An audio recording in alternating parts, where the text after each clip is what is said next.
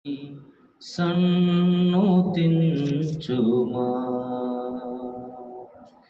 నా ప్రాణమా యేసు ప్రభుని సన్నుతించుమా. ఆయన చేసిన ఉపకారములలో ఆయన చేసిన ఉపకారములలో దేనిని మరువకుమా. నా ప్రాణమా యేసు ప్రభుని సన్నుతించుమా.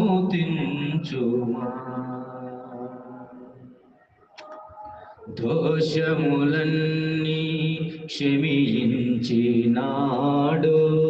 పాపములన్నీ భరించినాడు. దోషములన్నీ క్షమించినాడు, పాపములన్నీ భరించినాడు. కోపము చూపక శాపము బాపెను, కోపము చూపక శాపము బాపెను. కాపరి అయి మనల కాచెను గాథ. నా ప్రాణమా యేసు ప్రభుని సన్నుతించుమా. మీ మాటల వర్షములో మేము పులకరించాలని, నీ మాటల అగ్నితో మేము కాల్చబడాలని, నీ మాటల ధ్వనితో మేము మీ యందు భయభక్తులు కలిగి ఉండాలని ఆశతో వచ్చాం. ఇది మాకిచ్చిన నిబంధన, నీవు మాకిచ్చిన భాగ్యం. పుటము వేయబడిన నీ మాటల దగ్గరికి పూట పూట మేము వచ్చేటప్పుడు మాకు మీరిచ్చిన జీవవాక్యమునకే స్తోత్రం. ఈ ఉదయకాల సమయమందు మరోసారి నీ మాటల చెంతకు మేము వచ్చి మాటల వెలుగులో,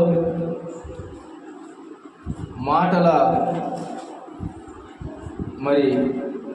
ప్రసన్నతలో మేము నిలవబడి నేరుగా నీ మాటలు మేము వినటానికి ఇష్టపడతాం.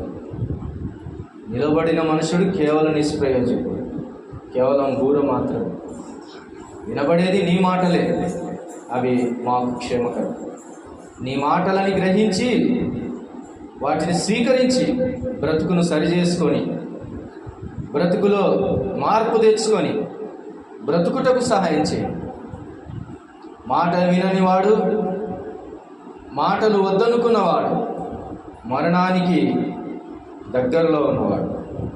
మాటల దగ్గరికి వచ్చిన మేము జీవము దగ్గరికి వచ్చిన వారు కనుక ప్రభుని దాసుని మరుగుపరిచి బురగా వాడుకో. కొన్ని మాటలు కొద్దిసేపు ధ్యానిస్తుండగా సహాయం చేయమని, మహిమగలని మాటల చేత మమ్మల్ని దర్శించుమని, మహోన్నతుడైన దేవునికి మమ్మల్ని మేమందరం అప్పగించుకుంటాం. ఎలాంటి ఇబ్బంది లేకుండా వినగల చెవి, గ్రహించగల మనస్సు దయచేయమని, కానీ మాట నోట రాకుండానట్లు మట్టి మనిషిని మరుగుపరిచి బూరగా వాడుకొని మహిమ పొందమని ప్రార్థన చేస్తూ చదవబడిన లేఖనాలను, చదవబోయే లేఖనాలను దీవెనకరంగా చేసి మహిమ పొందుమని మా ప్రభువును రక్షకుడునైన యేసుక్రీస్తు వారి శ్రేష్టమైన నామమున ప్రార్థన చేసి వేడుకొని పొంది ఉన్నాము తండ్రి. ఆమేన్.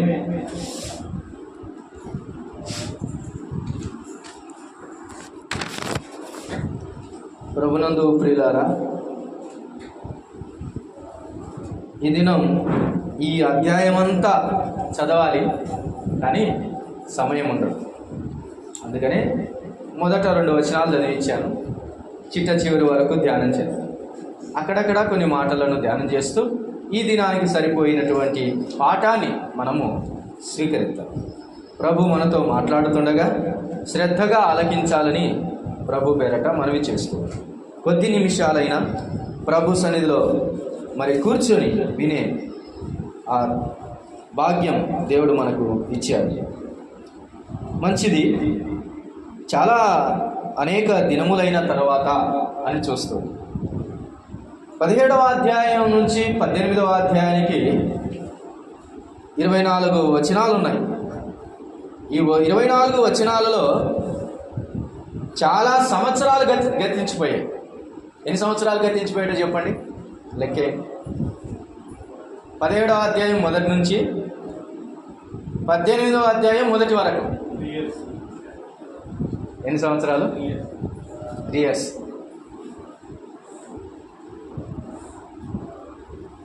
అంతేనా? ఏమన్నాడు? వర్షం కురవదని ఆజ్ఞాపించిన దేవుడు తిరిగి మరలా వర్షం వస్తుందని చెప్పు అని ప్రకటించడానికి మధ్యకాలం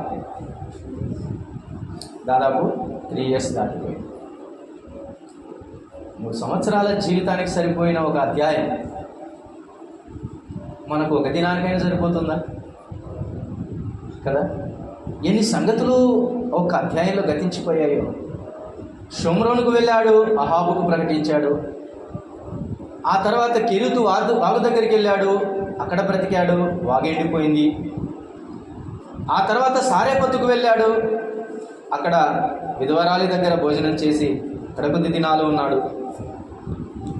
ఇలాగూ ఆ దినములు గతించిన వెంటనే 18వ అధ్యాయంలో అనేక దినములైన తర్వాత 3వ సంవత్సరమందు అని అక్కడ క్లియర్గా ఉంది. 3వ సంవత్సరమందు యెహోవా వాక్కు ఏలియాకు ప్రత్యక్షమై, నేను భూమి మీద వర్షం కురిపించబోచున్నాను. ఇలా దేవుని వాక్య ప్రత్యక్షత వాగ్దానమును బట్టి ప్రత్యక్షమైంది. నీ జీవితంలో పలానా కార్యాన్ని జరిగించాలంటే దేవుడు డేట్ రాసి పెట్టుకుంటాడు అంతే. నువ్వైనా డేట్ మిస్ అవ్వచ్చు, కానీ దేవుడు డేట్ మిస్ కాడు. అది గుర్తుపెట్టుకో. హి never forget what promised you. నీకు ఏమి వాగ్దానం చేశాడో వాగ్దానం చేసిన వాడు మర్చిపోడు. అందుకని నేను మరలా వర్షాన్ని కురిపిస్తానన్నటువంటి దేవుడు, నూతనమైనటువంటి రీతిగా వర్షాన్ని కురిపిస్తానన్నటువంటి దేవుడు, వాగ్దానము చేసిన దేవుడు నమ్మదగిన వాడు అన్నట్లుగా ఈ ప్రత్యక్షత కనబడుతుంది. ఏలియాకు మరలా ప్రత్యక్షమై, ఏలియా ఇదిగో నేను వర్షాన్ని కురిపించబోతున్నాను. మరలా ఎవరి దగ్గరికి వెళ్ళో? అహాబు దగ్గరికి వెళ్ళు. వర్షం పడదని చెప్పడానికి అహాబు దగ్గరికి వెళ్ళాలి, వర్షం పడుతుందని చెప్పడానికి కూడా అహాబు దగ్గరికి వెళ్ళాలి. ఎందుకంటే నష్టమైన లాభమైన అహాబు ఎరగాలి. అహాబుకు బుద్ధి రావటానికి, గుణపాఠము నేర్పటానికి కరువైన సమృద్ధి అయినా చెబుతున్నాడు. ఈరోజు దేవుడు మన జీవితాల్లో కూడా కరువును గురించి చెబుతున్నాడు, సమృద్ధిని కూడా చెబుతూ ఉన్నాడు. వర్షము లేని స్థితిని చెప్పాడు, వర్షం కలిగిన స్థితి చెబుతున్నాడు. 2 మాటలు మనకు చెబుతున్నాడంటే మనం కూడా మన జీవితాలు సరిచేసుకోవాలి. అందుకని దేవుడు ఆ మాటలు సెలవిస్తున్నాడేమో అనే మాట అర్థమవుతుంది. కాబట్టి ఏలియా అహాబును దర్శించటానికి వెళ్ళమని దేవుడు సెలవిచ్చాడు. అప్పటికే షోమ్రోనులో ఘోరమైన క్షామం చేత చచ్చిపోతున్నారు మనుషులు. ఎలా ఉంది పరిస్థితి?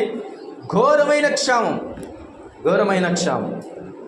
అక్కడ అహాబు తన గృహ నిర్వాహకుడకు ఓబద్యాను పిలిపించిన అదే ఇంటిలో గృహ నిర్వాహకుడైన ఓబద్యా ఉన్నాడు. కష్టకాలములో రాజగృహములో నిలిచినటువంటి ఓబద్యా ఆ కష్టకాలములో తాను ప్రవక్తలను పోషించిన వాడిగా ఓబద్యా కనబడుతున్నాడు. ఆ సంగతులు మనకు ఆ తర్వాతి వచనాల్లో కనబడతాయి. అయితే ఇలాగూ షోమ్రోనుకు వెళ్తూ ఉండగా ఈ ఓబద్యా మార్గమున కనబడ్డాడు. ఎవరికి? ఏలియా షోమ్రోనులో ఉన్నటువంటి అహాబు దగ్గరికి ప్రత్యక్షత గురించి చెప్పడానికి వెళ్తూ ఉంటే 7వ వచనంలో ఓబద్యా మార్గమున పోవుచుండగా ఏలియా అతనిని ఎదుర్కొనెను. ఓబద్యా అతని ఎరిగి నమస్కారం చేసి, నా ఏలినవాడవైన ఏలియావు నీవే కదా అని అడుగగా అతడు నేనే అనెను అని చెప్పి, నీవు నీ ఏలిన వాని దగ్గరకు పోయి ఏలియా ఇచ్చట ఉన్నాడని తెలియచేయుమనెను.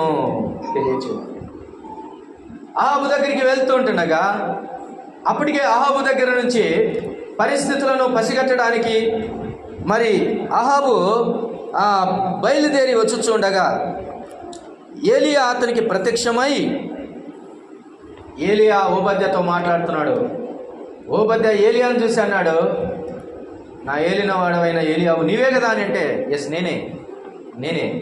అయితే నీ ఏలిన వానితో చెప్పు, అనగా అహాబుతో చెప్పు. ఏమని? నేను ఇక్కడ ఉన్నానని చెప్పు అని అంటున్నాడు. అప్పుడు ఓబద్య భయపడ్డాడు. నేను కష్టకాలంలో నేను ఇలాగ చేశాను. అయితే నేను అహాబు చేతికి అప్పగించబడి నేను చంపబడట్టుటకు నేనేం పాపం చేశాను నాతో చెప్పమంటున్నావే? ఎందుకంటే నాకు తెలుసు ఓ సంగతి. ఏంటది అంటే, నేను ఇప్పుడు అహాబు దగ్గరికి వెళ్ళి చెప్తాను. ఏమని? ఏలియా అక్కడ ఉన్నాడని. యెహోవా ఆత్మ నీ దగ్గరికి వచ్చి నేను ఇంకో చోటి కొనపోతే నువ్వు ఇక్కడ ఉండవుగా. ఇప్పుడు అహాబు దగ్గరికి వెళ్ళి నేను చెప్పి అహాబు దగ్గర నేను తీసుకొని వచ్చి ఏలియా ఇక్కడ ఉన్నాడని చూపిస్తే ఏలియా ఇక్కడ లేడు. ఇప్పుడు ఏం చేస్తాడు అహాబు? నన్ను వేసి పడేస్తాడు. నాయన అందుకనే మీ సేవకులతో మాకు చాలా కష్టాలు, ఏది డెసిషన్ తీసుకోలేము, కాబట్టి మాకెందుకు వచ్చింది అన్నట్టుగా భయపడుతున్నటువంటి ఓబద్య హృదయానికి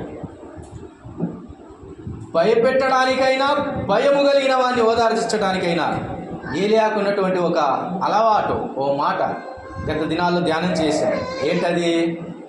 నేను ఎవని సన్నిధిన నిలవబడి ఉన్నాను. చూడండి, భయపడుతున్నటువంటి ఓబద్యాతో ఏమంటున్నాడో ఒకసారి చూడండి. 14వ వచనం 15వ వచనం చదువుకుందాం. ఇప్పుడు అహాబు నన్ను చంపునట్లుగా నీ ఏలిన వాని దగ్గరకు పోయి ఏలియా ఇచ్చట ఉన్నాడని చెప్పుమని నీవు నాకు ఆజ్ఞ ఇచ్చుచున్నావే అని మనవి చేయగా, ఏలియా, ఎవని సన్నిధిని నేను నిలవబడి ఉన్నానో ఇశ్రాయేలు దేవుడైన ఆ యెహోవా జీవము తోడు నిజముగా ఈ దినమున నేను అహాబును దర్శించుదునని చెప్పుచున్నానేనను. అంతటా ఓబద్య అహాబును ఎదుర్కొనబోయి ఆ వర్తమానమును తెలియచేయగా, ఓబద్య ఏం చేశాడు? డెసిషన్ మార్చుకున్నాడు. ఓబద్య భయపడ్డాడు. అయ్యా, నీవు చెప్పిన సంగతి నేను కనుక చెప్తే, నేను వచ్చేలోపు నువ్వు ఇక్కడ ఉండకపోతే, యెహోవా ఆత్మ నేను ఎక్కడికో తీసుకొని పోతే మరలా అవసరాన్ని బట్టి నేను నా ఏలినవాడైన అహాబుకు తెలియజెప్పినప్పుడు అది అబద్ధమని తెలితే అతను నన్ను చంపేస్తాడని భయపడుతున్న పిరికి హృదయానికి ఏలియా మరలా మాట చెప్తున్నాడు. ఎవరి సన్నిధిన నేను నిలవబడి ఉన్నానో, ఆ మాట మరలా గంభీరత, తలడిల్లిపోతున్న హృదయానికి, బలహీన హృదయానికి, పిరికి హృదయానికి బాసడగా నిలిచి బలపరుస్తున్న ఆ మాట ఓబద్య డెసిషన్ తీసుకొని ఎక్కడికి వెళ్తున్నాడు చూడండి. అంతటా ఓబద్య అహాబును ఎదుర్కొనబోయి ఆ వర్తమానమును తెలియచేయగా, అది దాచుకున్న వర్తమానాన్ని, భయపడుతున్న హృదయం, పిరికి హృదయం రాజు దగ్గరికి ధైర్యంగా వెళ్ళిపోయింది. కారణం ఏమిటంటే దేవుని సన్నిధి ప్రభావాన్ని మరలా గుర్తుకు చేశాడు ఏలియా. నేను ఎవరి సన్నిధిని నిలబడి ఉన్నాననే మాట అతన్ని బలపరిచింది. ఈరోజు మాటలు వింటుండగా నా ప్రియమైన సహోదరి సహోదరుడా, ప్రియమైన దేవుని బిడ్డలారా, ఇదిగో దేవుడున్నాడనే మాట చెప్పడానికి నువ్వెందుకు భయపడుతున్నావు? దేవుడే చూసుకుంటాడు, ఆ సంగతి దేవునిది. అయితే నువ్వెందుకు భయపడుతున్నావు? యేసు క్రీస్తుని గురించి చెప్పడానికి నేను ఎందుకు భయపడుతూ ఉన్నావు? ఏలియా ఇక్కడ ఉన్నాడన్న సంగతిని భయపడే ఓబద్యానే ఎవరి సన్నిధిలో నేను నిలబడి ఉన్నానని మాట చెప్పగానే ధైర్యం తెచ్చుకొని వెళ్ళి చెబుతున్నటువంటి ఓబద్యాన్ని చూస్తూ ఉన్నప్పుడు నీకు నాకు ధైర్యం కలగాలి. నేను ధైర్యం తెచ్చుకొని మరలా దేవుని కార్యాలు చేయటం ఎంతైనా దీవెనకరం. దేవుని కార్యాలు చెప్పడానికి ఓబద్యా పరిగెత్తినట్లుగా మనం కూడా పరిగెత్తడానికి ముందుకు వెళ్ళాలని ప్రభు పేరట మనవి చేస్తూ ఉన్నాను. ఇదిగో ఈ అధ్యాయంలో ఏలియా దర్శించిన మనుషుల జీవితాలు మనం చూస్తూ వస్తాం. ఓబద్యాను దర్శించాడు. పిరికి హృదయం కలిగినటువంటి ఓబద్యా హృదయాన్ని ఎవరి సన్నిధిని నేను నిలబడినానన్న మాట చేత ఏలియా అతన్ని బలపరిచాడు. నా ప్రయాణంలో, ఏలియా చేస్తున్న ప్రయాణంలో రాజులను ఎదిరించాడు. కామ్గా ఉండమంటే కెరీతు వాగు దగ్గరికి వెళ్ళి కాకులతో సహవాసం చేసి మరసంగా ఉన్నాడు. లేదు నువ్వు లేచి వెళ్ళి సార్యపత్తుకు వెళ్ళి విధవరాలితో అక్కడ భోజనము పెట్టించుకొని తిని అక్కడనే ఉండు కొంతకాలం అన్నప్పుడు అక్కడికి వెళ్ళాడు, కార్యాలు చేశాడు. మరలా ప్రత్యక్షమై అహాబు దగ్గరికి వెళ్ళు అని అంటే వెళ్తూ ఉన్నాడు. మార్గంలో ఓబద్యాతో మాట్లాడాడు, బలపరిచాడు. నేను ఎందుకు ఈ మాటలన్నీ చెబుతున్నానంటే తర్వాత ఇంకా అనేక కార్యాలు ప్రతి పరుగులో, ప్రతి ప్రయాణంలో, ఏలియా నడిచిన ప్రతి మార్గంలో ఎవరికొకరికి మార్పు జరుగుతూనే ఉంది. ఏదో ఒక ఆశ్చర్య కార్యము జరుగుతూనే ఉంది. ఏదో ఒక ఇల్లు దీవెన పొందుతూనే ఉంది. అయితే నా ప్రశ్న, నా ప్రయాణంలో నా ప్రతి అడుగు దీవెనకరంగా ఉందా లేదా ఆలోచిద్దాం. ప్రతి అడుగు మన జీవితాలలో దీవెన పొందాలి, దీవెనకరంగా ఉండాలి. మనం వేసే ప్రతి అడుగు, మాట్లాడే ప్రతి మాట, ఎదుర్కొనే ప్రతి సమస్య, చేసే ప్రతి కార్యం, మాట్లాడే ప్రతి సంభాషణ దీవెనకరంగా ఉండాలి. నీ మాటల వలన ఆదరణ పొందాలి. గత వారంలో చూశాం, భయపడకము అనే మాట చెప్పమని దేవుడు సెలవిచ్చాడు. ఎంతమంది చెప్పారు ఆ మాట? చెడిన హృదయాలు.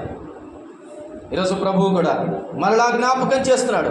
నీ నోటి మాట, నీ ప్రతి అడుగు, నీ కంటి చూపు, నీ చేతి పని, నీ కార్యాలన్నీ అనేకులకు దీవెనకరంగా ఉండాలి.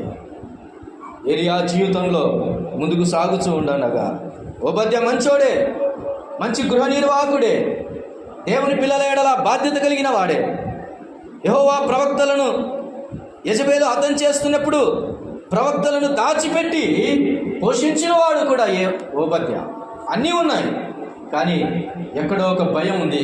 ఆ భయాన్ని కూడా తొలగించడానికి ఏలియా దేవుని మాటను పలికినప్పుడు ఆ భయాన్ని పోగొట్టుకున్నాడు. ప్రభునందు ప్రియులారా, రండి ఏలియా ప్రయాణ మార్గాలలో కొన్ని పాఠాలు మరలా ఇలా ముందుకు చూసుకొని వెళ్దాం. చూడండి ఏలియా ఏం చేశాడు. అయితే 18వ వచనం చూడండి, 17వ వచనం. అహాబు ఏలియాను చూచి, అహాబే బయలుదేరి వచ్చాడు. అహాబు ఏలియాను చూచి, ఇశ్రాయేలు వారిని శ్రమ పెట్టువాడవు నీవే కావాయని అతనితో అనగా అతడు, నేను కాను, యెహోవా ఆజ్ఞలను గైకొనక బయలుదేవతను అనుసరించుచు నీవును నీ తండ్రి ఇంటి వారును ఇశ్రాయేలు వారిని శ్రమ పెట్టువారై ఉన్నారు. అయితే ఇప్పుడు నీవు ఇశ్రాయేలు వారిని అందరినీ యెజబెలు పోషించుచున్న బయలు దేవత ప్రవక్తలు 450 మందిని, అషేరా దేవి ప్రవక్తలైన 400 మందిని నా యొద్దకు కర్మేలు పర్వతమునకు పిలువనంపమని చెప్పాను. అహాబు ఇశ్రాయేలు వారి యొద్దకు దూతలను పంపి ప్రవక్తలను కర్మేలు పర్వతమునకు సమకూర్చెను. ఏలియా జనులందరి దగ్గరకు వచ్చి, ఎన్నాళ్ళ మట్టుకు మీరు 2 తలంపుల మధ్యలో తడబడుచున్నారు? యెహోవా దేవుడైతే ఆయనను అనుసరించుడి, బయలు దేవుడైతే వానిని అనుసరించుడని ప్రకటన చేయగా జనులు అతనికి ప్రత్యుత్తరముగా ఒక మాట అయినను పలకకపోయిరి. ప్రభునందు ప్రియులారా, ఏలియా అహాబును ఎదుర్కొన్నాడు. ఏలియానే ఎదుర్కొనటాకు అహాబు వచ్చాడు, ఎదుర్కొన్నాడు. మొత్తానికి ఏలియా అంటున్నాడు, ఇశ్రాయేలు వారిని శ్రమ పెట్టువాడవు నువ్వే అంటున్నాడు. ఎవరిని శ్రమ పెట్టుతున్నారో అర్థం కాని అహాబు, పాపం చేత కనులు మూయబడిన అహాబు ఏలియాను పట్టుకొని అంటున్నాడు ఆ మాట. ఏలియా ఏం తక్కువడు కాదు. ఏలియా వెంటనే అన్నాడు, నేను కాదు, నీవు నీ తండ్రి ఇంటి వారే. నేను కాదు, నీవే నీ తండ్రి ఇంటి వారే ఇశ్రాయేలు వారిని శ్రమ పెట్టుచున్నారు. మీ కార్యాల వల్ల, మీరు చేసిన విగ్రహ పూజల వలన, మీరు చేస్తున్నటువంటి బయలు దేవతా ఆరాధన వలన, మనుషులను తప్పుత్రోవలోనికి నడిపిస్తున్న నీ ప్రవక్తల వలన నీవే ఇశ్రాయేలు వారిని శ్రమ పెట్టువాడవని ధైర్యంగా చెప్పాడు. ధైర్యంగా చెప్పి ఒక ఛాలెంజ్ వేశాడు. ఇదిగో కర్మేలు పర్వతమునకు అందరినీ సమకూర్చు అహాబు, నీ ప్రవక్తలను, ఇదిగో 450 మంది ప్రవక్తలైనటువంటి వారిని, బయలు ప్రవక్తలను, అషారా దేవత ప్రవక్తలైనటువంటి 400 మందిని, మొత్తం 850 మందిని సమకూర్చుకొని రా కర్మేలు పర్వతానికి. నీవో నేను, లేదా నీ దేవుడో నా దేవుడో తెలుసుకుందాం రమ్మని ఛాలెంజ్ విసిరినవాడు ఏలియా ప్రవక్త. దైవ గ్రంథంలో దేవుని ఎడల, దేవునిని బట్టి ఛాలెంజ్ వేసినటువంటి వారిలో ఏలియా కనబడుతుంది. నీ దేవుడో నా దేవుడో చూద్దాం రండి అని ఇలాంటి విధంగానే ఒక ఛాలెంజ్గా అన్ని దేవతల ఎదుట పనిచేసిన వాడు ఇంకొకరు ఎవరైనా ఉన్నారంటే మోషే కనబడతాడు. మోషే కూడా ఫరో ఎదుట దేవుని కార్యాలు, అద్భుతాలు ఎన్నో చూపించాడు. అందుకనే ఈ ఈక్వలెంట్ క్యారెక్టరిస్టిక్స్ను బట్టే మరలా వచ్చే ఇద్దరు ప్రవక్తలలో ఏలియా, మోషేలే కనబడుతున్నారు. చాలా పోలికలు కనబడతాయి. దేవుడో కాదో అని ఛాలెంజ్ వేయటానికి, లోకమంతటికి ఒక ఛాలెంజ్ విసరడానికి మరలా రాబోతూ ఉన్నారు. అది ప్రకటన గ్రంథంలో రాయబడిన సంగతులు నెరవేర్చబడతాయి. ఆనాడు విపరీతంగా పెరిగిపోయినటువంటి టెక్నాలజీ కూడా దేవుని మహత్కార్యాలను చూడగలుగుతారు. అయితే వారిని చంపివేస్తారు, వారి శవాలు అక్కడ పడతాయి. ఆయన తిరిగి లేచి వెళుతున్నప్పుడు టెక్నాలజీతో లోకమంతా చూస్తూ ఉంది. ఆ కార్యాలు అవసరమైనప్పుడు ధ్యానం చేద్దాం. కానీ అలాగ ఛాలెంజ్ వేసిన వాడు ఏలియా. ఈరోజు ఏలియా దగ్గర ఛాలెంజ్, ఏలియా అహాబు దగ్గర ఛాలెంజ్ వేసినట్టుగా లోకమందున్న వారి ఎడల మన దేవుణ్ణి నిరూపించగలుగుతున్నామా? మన కార్యాల వలన మన దేవుణ్ణి నిరూపించగలుగుతున్నామా? ఆలోచన చేయి. చాలాసార్లు నేను కొంతమందిని చూశాను, తెలియక చేస్తారో తెలిసి చేస్తారో తెలియదు, కానీ క్రిస్మస్ రోజు మనకు హ్యాపీ క్రిస్మస్ అని చెప్తారు. ఎవరు? హైందవులు. వారికి తెలియదు జ్ఞానం. వారి పండగలప్పుడు మనం ఏం చేయాలి? ఇది కదా ప్రశ్న. ఎప్పుడు కానీ మనము మన దేవుని పక్షము నుంచి మరలు కొలపబడదు. మనం అనుకుంటాము చెప్తే పోయేదేముంది, నీకేం పోదు, నీకు ఆ రోషం ఉంటే కదా, నీకేం పోదు. దేవుడు అంటే ఆ రోషం నీకుంటే కదా, నీకేం పోదు. కానీ దేవునికి పోతుంది, దేవుని మహిమ పోతుంది. నువ్వు happy Dasara, happy Sankranti, happy Ugadi అని చెప్పావంటే దాని అర్థం ఏంటి? నీ ఉగాదిని బట్టి నువ్వు సంతోషించు అని, నీ సంక్రాంతిని బట్టి సంతోషించు అని, లేకపోతే నీ పండగలను బట్టి నువ్వు సంతోషించు అని చెప్పినట్టే కదా. ఏలియా అలాంటి వారికి రోషం పుట్టిస్తున్నాడు. ఇప్పుడు ఏలియా ఓబద్యాన్ని ఎదుర్కొన్నాడు, పిరికి హృదయాన్ని తీసేశాడు. అలాగే అహాబును ఎదుర్కొన్నాడు, హృదయ కాఠిన్యం కలిగిన ఆ మనుషునితో కఠినంగానే మాట్లాడాడు. దేవుని రోషాన్ని అక్కడ బయలుపరిచాడు. ఇప్పుడు చూడండి, ఎవరి దగ్గరికి వచ్చారు చూడండి. 21వ వచనం. 21వ వచనంలో ఏలియా ఎవరిని ఎదుర్కొంటున్నాడు చూడండి. ఏలియా జనులందరి దగ్గరకు వచ్చి, ఎన్నాళ్ళ మట్టుకు మీరు 2 తలంపుల మధ్య తడబడుచుందురు? ఎన్నాళ్ళ మట్టుకు? ఇంకెన్ని నాళ్ళు కావాలి? ఎన్నాళ్ళ మట్టుకు మీరు తడబడుదురు? తేల్చుకోండి. ఎవరి దగ్గరికి వచ్చింది సమస్య? ఇప్పుడు జనుల దగ్గరికి, ప్రజల దగ్గరికి. ప్రజలతో మాట్లాడుతున్నాడు. ఇదిగో అహాబు తండ్రి అయినటువంటి వారి పితరులు చేస్తున్నటువంటి ఆ కార్యాల వలన బయలు దేవతలను నిర్మించినప్పుడు, అషేరా దేవతను నిర్మించినప్పుడు, ఆ అషేరా దేవతా స్తంభమును నిలబెట్టిన వాడు ఈ అహాబే కనబడుతూ ఉన్నాడు. ఇలాంటి వారికి ప్రవక్తలను ఏర్పరిచి అదే దేవుడని, అదే దేవతని వాటికి సాగిలపడుతూ, వాటికి పూజలు చేస్తూ, వాటి వల్ల ఏమి లాభం లేదని చెప్పినా కానీ వినకుండా వాటికి పూజలు చేస్తున్నటువంటి మీరు ఈ దినం తెలుసుకోండి అని అంటున్నాడు. Decide your self, who is God? యెహోవాయే దేవుడా, లేకపోతే ఆ దేవతలే దేవతలా? తెలుసుకోండి. మోషే కూడా అన్నాడు. మోషే కొండ మీదకి వెళ్ళినప్పుడు కిందన్నటువంటి ప్రజలు పర్వతమునకు వెళ్ళి దేవునితో మాట్లాడుతూ, ముఖాముఖిగా మాట్లాడుతూ దేవుని ఆజ్ఞలు చేతబట్టుకొని వస్తున్నటువంటి మోషే ఒక ధ్వని వినబడినప్పుడు జనులు పాపము చేయించున్నారు. ఒక విగ్రహాన్ని, పోత విగ్రహాన్ని చేసుకొని, ఎద్దు రూపంలో చేసుకొని దానికి చుట్టూ తిరుగుతూ, పాడుతూ, ఆడుతూ, తాగుతూ దాని చుట్టూ తిరుగుతున్నటువంటి వారిని చూసి బహుబాధపడినటువంటి మోషే పలకలను పగలగొట్టి ఆ రోషాన్ని ప్రదర్శించాడు. యెహోవా పక్షమున ఉన్నవాడెవడో ఇటు రండి అని అన్నాడు. అంతే. పరిగెత్తుకొని కొంతమంది వచ్చి అలాంటి రోష ప్రక్రియలు చేసిన వారిలో మోషే, ఏలియాలు కనబడుతున్నారు. ఏలియా అంటున్నాడు, 2 తలంపుల మధ్య ఎన్నాళ్ళు బ్రతుకుతారు? ఇలా బ్రతుకొద్దండి. ప్రకటన గ్రంథంలో కూడా ఇలా రాయబడి ఉన్నది. వెచ్చగానైనా ఉండు, చల్లగానైనా ఉండు, నులివెచ్చగా మాత్రం ఉండవద్దు, ఉమ్మి వేస్తానని చెప్పాడు. ప్రభునందు ప్రియులారా, ఈ దినము దేవుని నమ్ముకున్నటువంటి మనము యెహోవాయే దేవుడని ఎరుగుచూ కూడా మన ఆచారాలలో, మన కులాలలో, మన ఆచారబద్ధమైనటువంటి క్రియలలో, అన్య సంబంధమైన ఆచారాలలో దేవుణ్ణి మనము ఏం చేస్తున్నామో తెలుసా? అమ్మేస్తున్నాం. మార్కెట్లో వస్తువును అమ్మేసినట్లు అమ్మేస్తున్నాం దేవుణ్ణి. ఈరోజు ఒక రోష ప్రదర్శన ఏలియా చేస్తూ ఉన్నాడు. ప్రజలారా, జనులారా, ఇశ్రాయేలు ప్రజలారా, షోమ్రోనులో బ్రతుకుతున్న వారలారా, ఆలోచన చేయండి. ఈ దినము డిసైడ్ చేసుకోండి.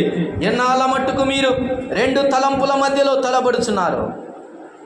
చాలా పాత పాట మనం పాడుకుంటూ ఉంటాం కదా. నీవెన్నాళ్ళు రెండు తలంపులతో కుంటి కుంటి నడిచెదవివు, నీవెన్నాళ్ళు రెండు తలంపులతో కుంటి కుంటి నడిచెదవివు. యెహోవాయే నీ దేవుడా, లేక వేరే దేవతలున్నారా? యెహోవాయే నీ దేవుడా, లేక వేరే దేవతలున్నారా? నీవెన్నాళ్ళు రెండు తలంపులతో కుంటి కుంటి నడిచెదవివు, నీవెన్నాళ్ళు రెండు తలంపులతో కుంటి కుంటి నడిచెదవివు. ఎన్నాళ్ళు రెండు తలంపుల మధ్యలో.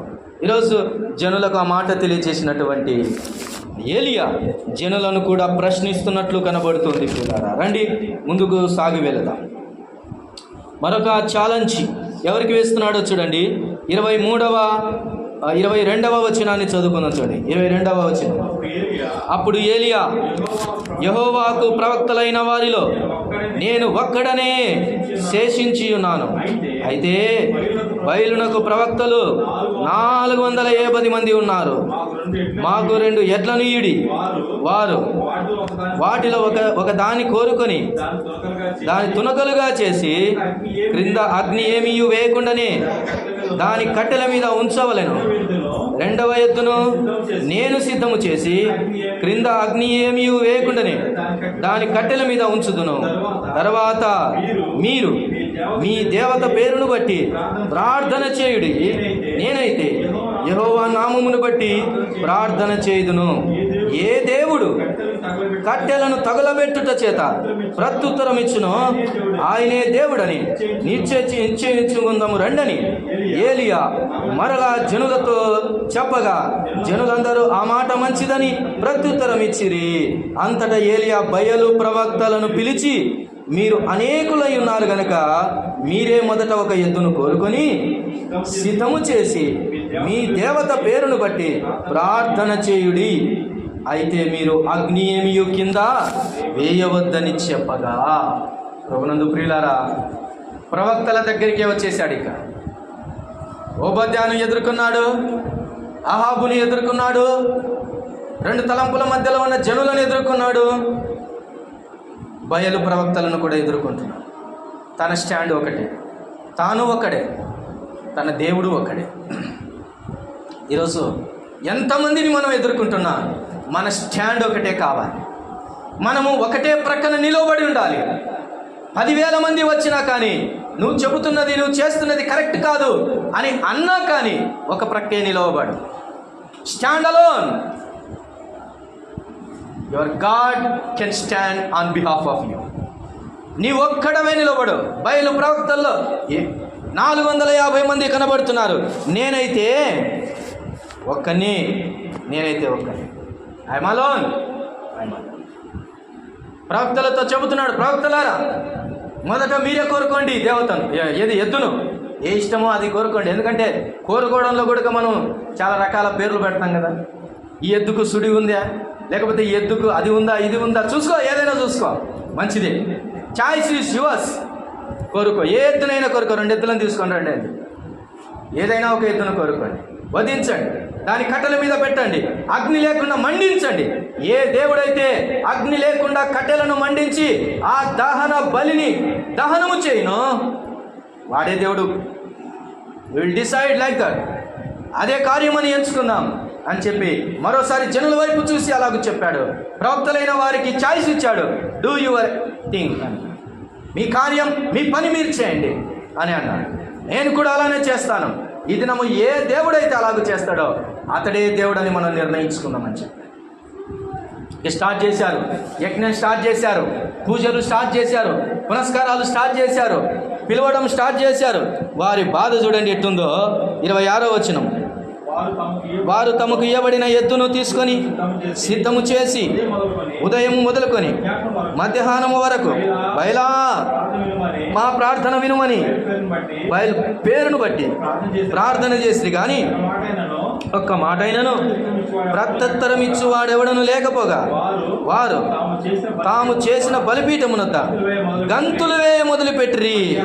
మధ్యాహ్నము కాగా ఏలియా చాలు. ఏం చేస్తున్నారంట? మధ్యాహ్నం వరకు ఏం చేశారంట? ధ్యానం. మధ్యాహ్నం వరకు ఏంటిది? ధ్యానం. ఎలా పిలుస్తున్నారు? ప్రార్థన.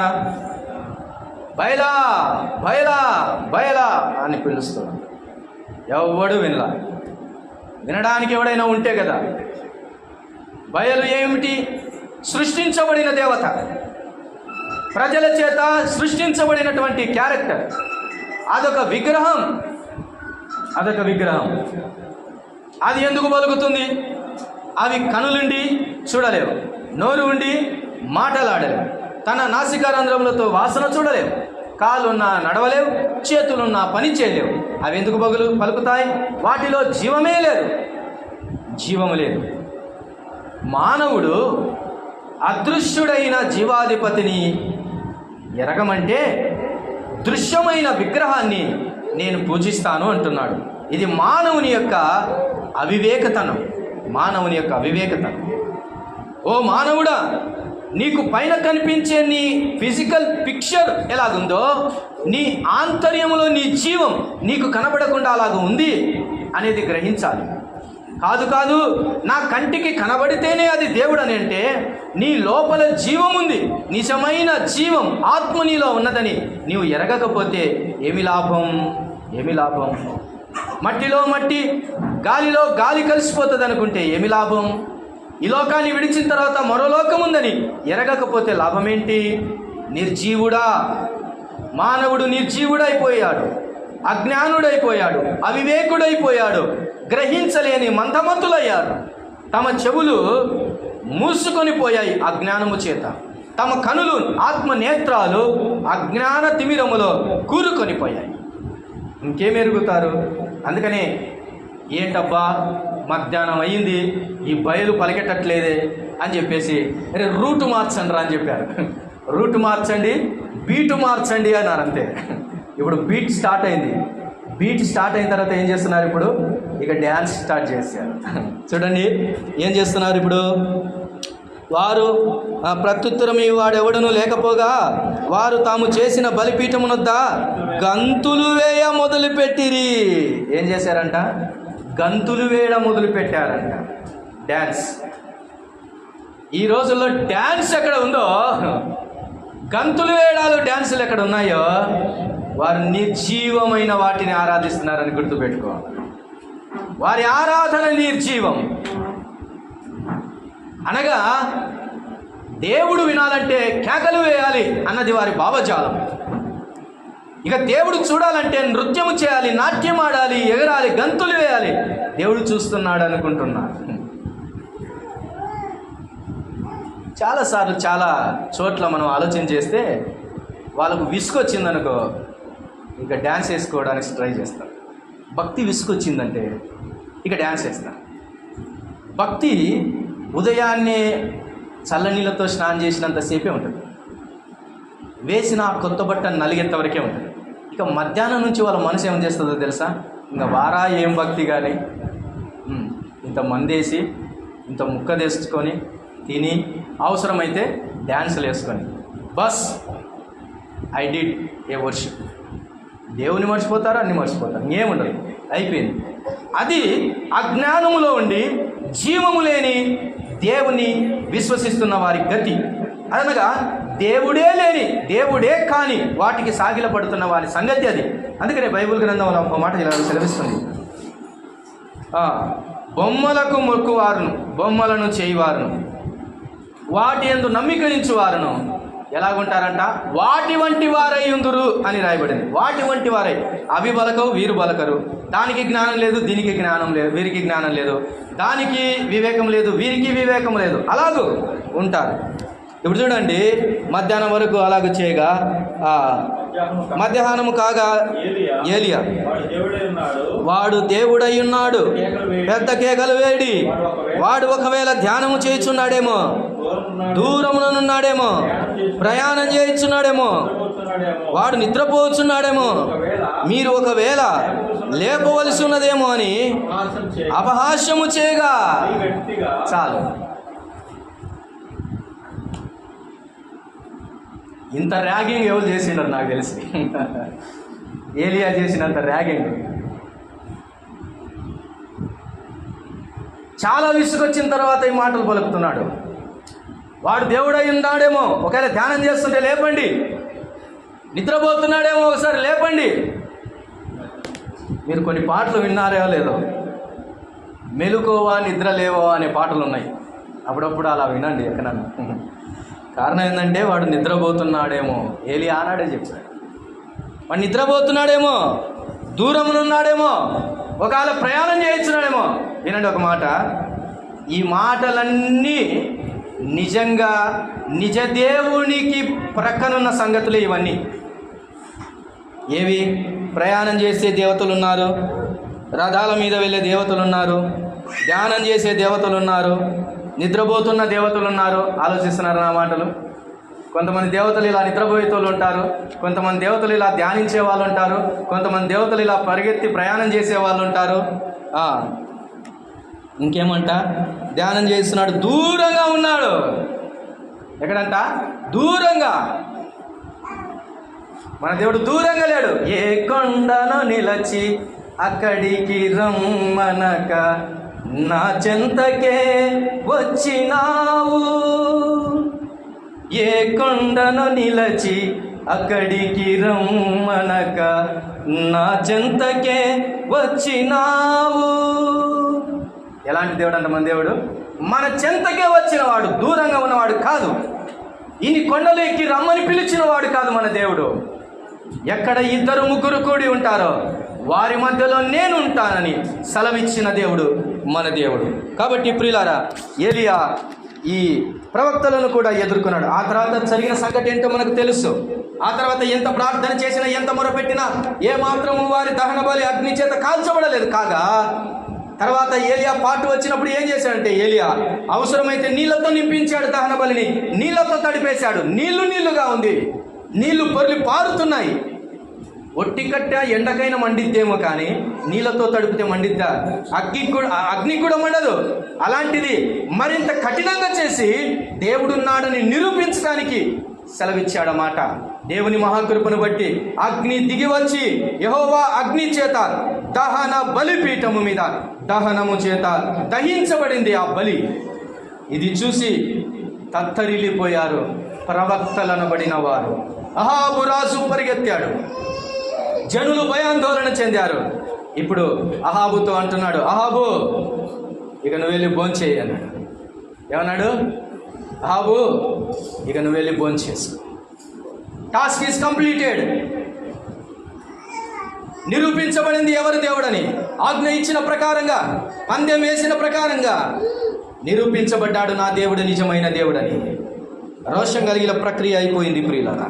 అయితే ఆ తర్వాత ఈ ప్రయాణ ముగింపులో ఇక నుంచి ఒక సంఘటన నేను తెలియజేస్తాను. చూడండి, ఏలియా చాలా ప్రార్థన చేశాడు. 38వ వచనం, అతడు ఇలాగో ప్రార్థన చేయుచుండగా యెహోవా అగ్ని.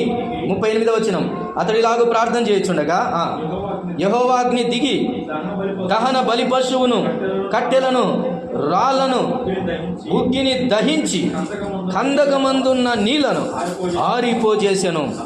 అంతటా జనులందరూ దాన్ని చూసి సాగిలపడి యెహోవాయే దేవుడు, యెహోవాయే దేవుడు అని కేకలు వేసిరి. అప్పుడు ఏలియా ఒక్కనినైనా తప్పించుకొని పోనీయక బయలు ప్రవక్తలను పట్టుకొనుడని వారికి సెలవీయగా జనులు వారిని పట్టుకొనిరి. చాలు. ప్రభునందు ప్రియులారా, ఒకనాడు దేవుని తీర్పు రానే వస్తుంది భూమి మీదికి. దేవుని ప్రతిదండన రానే వస్తుంది. దేవతలు అనబడిన వారికి, దేవతలను పూజించుచున్న వారికి, ఇదిగో వారి పక్షాన పూజలు చేయించున్నటువంటి ప్రవక్తలు అనబడినటువంటి వారికి దేవుని ప్రతిదండన దిగి రాబోతూ ఉంది. ఒక్కొక్కరిని పట్టుకొని దేవుడు తీర్పు తీర్చబోతూ ఉన్నాడు. అదే సంగతికి సూచనగా ఏలియా కాలం ముందు జరిగింది ప్రియులారా. ఆ మాట జరిగిన తర్వాత 41వ వచనం, పిమ్మట ఏలియా విస్తారమైన వర్షము వచ్చినట్లుగా ధ్వని పుట్టుచున్నది, నీవు పోయి భోజనము చేయమని అహాబుతో చెప్పగా అహాబు భోజనము చేయబోయేను గాని ఏలియా కర్మేలు పర్వతం మీదికి పోయి నేల మీద పడి ముఖము మోకాళ్ళ మధ్య ఉంచుకొనేను. తరువాత అతడు తన దాసుని పిలిచి, నీవు పైకి పోయి సముద్రం వైపు చూడుమనగా వాడు మెరక ఎక్కి పార చూసి ఏమీ కనబడలేదని అతడు ఇంకా 7 మార్లు పోయి చూడమని చెప్పాను. ప్రభునందు ప్రియులారా, అహాబుతో మాట్లాడి, ప్రవక్తలతో మాట్లాడి, జనులతో డిసైడ్ చేయించి యెహోవాయే దేవుడు, యెహోవాయే దేవుడు అని కేకలు వేయినట్లుగా చేశాడు ఏలియా. అదే కాలమందు, అంత్యకాలమందు కూడా ఇవే ప్రక్రియలు జరుగుతాయి ప్రియులారా. ఆలోచన చేయండి.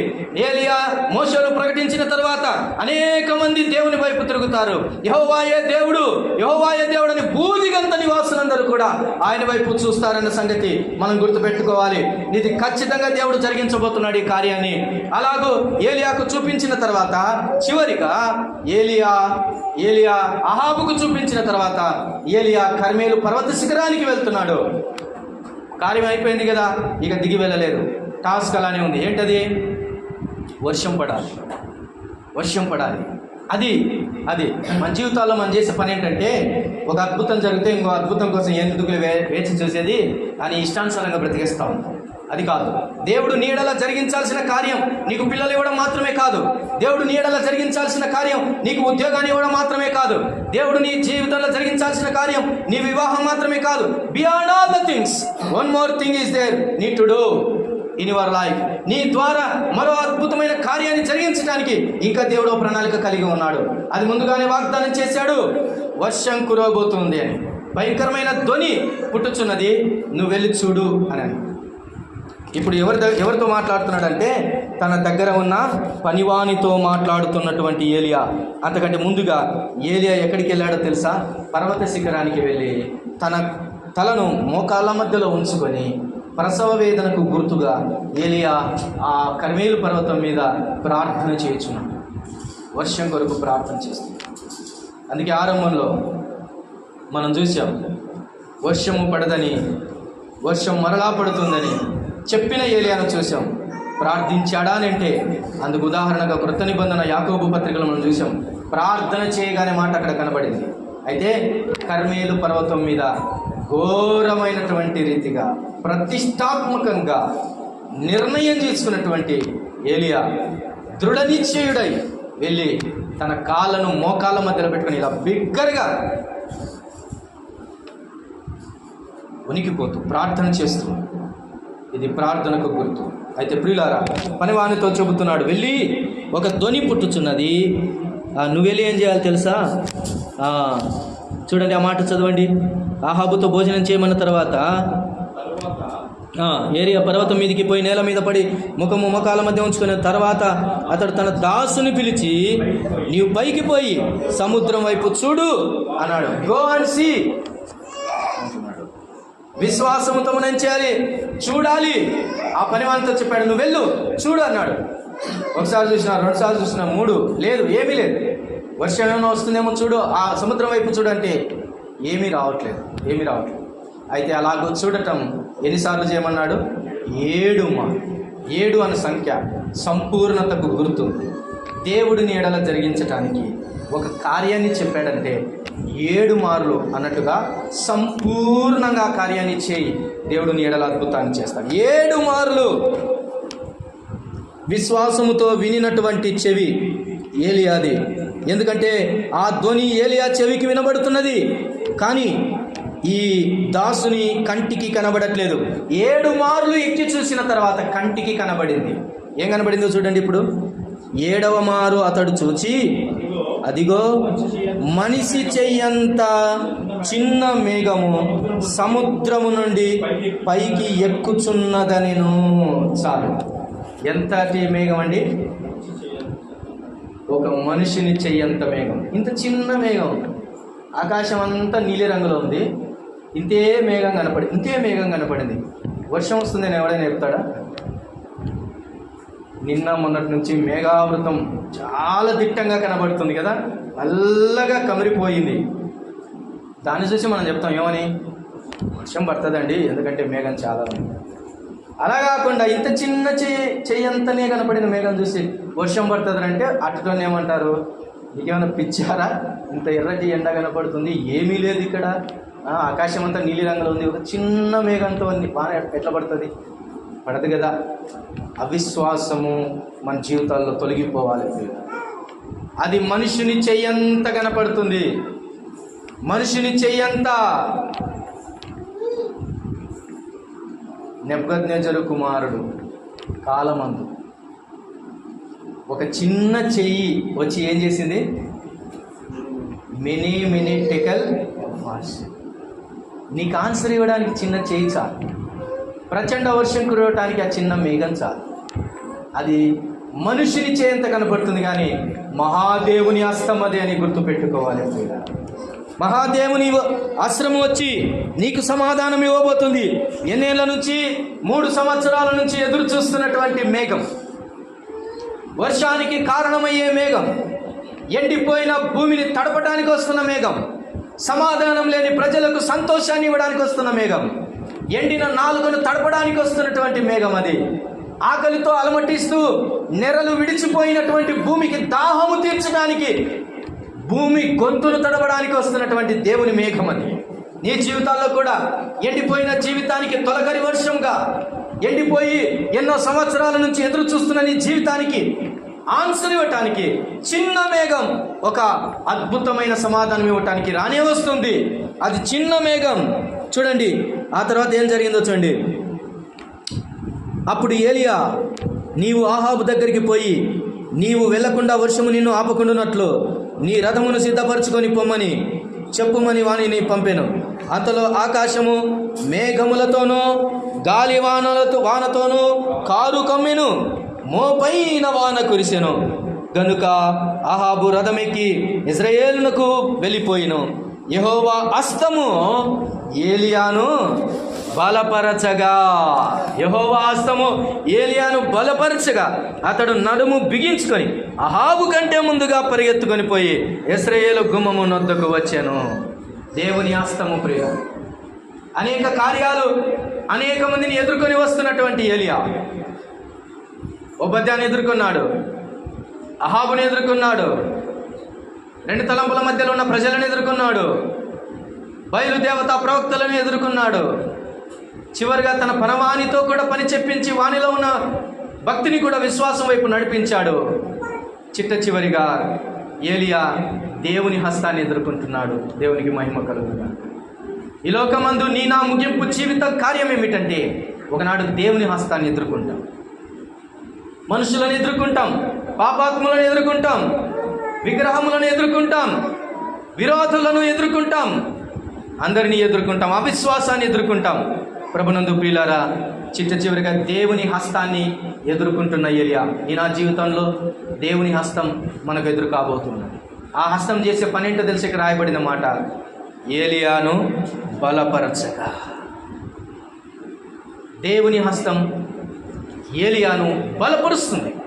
కృంగిపోయిన నీ నడుమును, కృంగిపోయిన నీ జీవితాన్ని, బలహీనపడిన నీ పాదాలు, తొట్టిల్లుచున్నటువంటి నీ పాదములను, తడబడుతున్నటువంటి నీ జీవితానికి భరోసాగా ధైర్యాన్ని, శక్తిని నింపటానికి నడిపిస్తున్నాడు దేవుని హస్తం. ప్రభునందు ప్రియులారా, ఏలియాను ఆ హస్తం బలపరచగా ఏలియా ఎలా పరిగెత్తాడంట చూడండి. అహాబు కంటే ముందుగా పరిగెత్తుకొని పోయి ఇజ్రాయేలు గుమ్మము నొద్దకు వచ్చి. అహాబు రథం ఎక్కాడు. యాక్చువల్ రథము కంటే ముందుగా ఏలియా పరుగు. నాకు అర్థం కాదు, ఈయన శక్తి ఏంటిరా బాబు అనిపించింది. మనకు 40 ఏళ్ళు స్టార్ట్ అయిందంటే 40కి ఒక నొప్పి, 41కి ఒక నొప్పి, ఇలా ఇయర్కు రకరకాల నొప్పులతో బాధపడుతూ ముందుకెళ్తాం. ఏలియా ఎంత శక్తి కలిగి రథముల కంటే ముందుగా పరిగెత్తుకొని వెళ్తున్నాడు.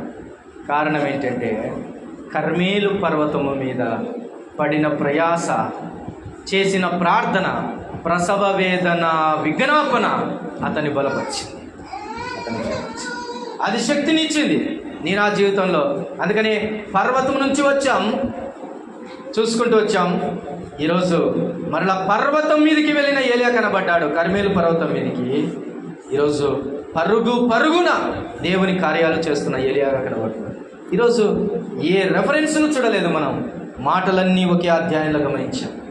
ఒక పరుగులో ఎన్ని రకాలైనటువంటి ప్రశ్నలు, ఎన్ని రకాల ఛాలెంజ్లు, ఎన్ని రకాలైనటువంటి మనుషులు, ఎన్ని రకాల కార్యాలు, ప్రార్థనలు, విజ్ఞాపనలు, దేవుని అద్భుతమైన కార్యాలు. ప్రచండ వర్షం, భూమి సంతోషించింది. ఆహా, తప్పికొనినటువంటి భూమి ఆనందించింది. నీవు ప్రార్థన చేస్తే సృష్టి ఆకలి కూడా తీర్చబడుతుంది, అది గుర్తుపెట్టుకోవాలి. నువ్వు ప్రార్థన చేస్తే సృష్టి దప్పిక కూడా తీర్చబడుతుంది, అది దాని అర్థం. ప్రభునందు ప్రియులారా, ఆ దినము యెహోషువ ప్రార్థన చేయగా అదే సృష్టి ఆగిపోయింది. ఈరోజు ఏలియా ప్రార్థన చేయగా అదే సృష్టి ఆకలి తీర్చుకుంటుంది, దప్పిక తీర్చుకుంటుంది. భూమి ఎన్నాళ్ళ నుంచి ఎదురు చూసిందో కదా, ఎడారులు ఎంతకాలం నుంచి మగ్గిపోతున్నాయో కదా, నీళ్లు లేక, గడ్డి లేక. యాక్చువల్గా ఆహాబు ఓబద్యాను పంపించింది ఎందుకో తెలుసా? అక్కడ రాయబడిన మాట చూడు, 5వ వచనం 18:5.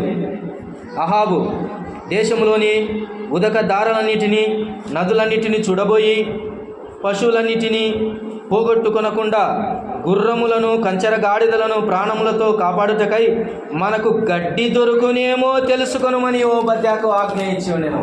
అసలు ఓబద్య బయలుదేరింది ఎందుకు? గడ్డి కోసం బయలుదేరాడు. గుర్రాలు చచ్చిపోతున్నాయి, గాడిదలు చచ్చిపోతున్నాయి, పశు సంపద పాడైపోతుంది, నీరు లేదు, ఉదక దారులన్నీ కట్టిపోయాయి. అలాంటి పరిస్థితుల్లో ఘోరమైనటువంటి సంకటంలో ఉన్న షోమ్రోనుకు మాత్రమే కాదు, భూమి అంతటికి దేవుడు మరలా దప్పిక తీర్చుచూ ఉన్నాడు. మరలా గడ్డి మొలసబోతుంది, మరలా చెట్లు మొలుస్తాయి, మరలా పుష్పిస్తాయి, మరలా ఫలిస్తాయి, మరలా ఆకలి తీర్చబడుతుంది. జనులు మరలా సంబరంగా బ్రతికే కాలం రాబోతుంది. కారణం ఏలియా చేసిన ప్రార్థన, ఏలియా విశ్వాసం, ఏలియా దేవుని పక్షాన ఒంటరి అయి నిలబడిన ఆ ఘటన. If you can stand alone for the sake of the glory of Christ and Jesus, he will do the miracles through you for the sake of all the nations. నీ ద్వారా జనముల కొరకు దేవుడు అద్భుత కార్యాలు చేస్తాడు. ఎప్పుడు? నీవు దేవుని పక్షాన ఒంటరివై నిలబడితే, నా దేవుడే నిజమైన దేవుడని రోషంగా నిలబడితే.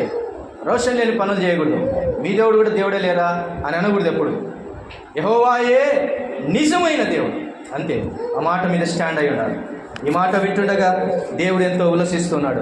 నీవు నేను ఒక డెసిషన్తో ముందుకు సాగి వెళ్ళాలి. ఏలియా పరుగు వలె, ఏలియా విశ్వాసం వలె, ఏలియా ప్రయాస వలె మనం కూడా ఉండాలని, దేవుడు మన ద్వారా జరిగించాల్సిన కార్యాలు కూడా జరిగిస్తాడని ఈ పాఠం ద్వారా మనం నేర్చుకున్నాం. అట్టి కృప దేవుడు మనందరికీ దయచేయునుగాక. తలలు వంచండి, ప్రార్థన చేసుకున్నాం.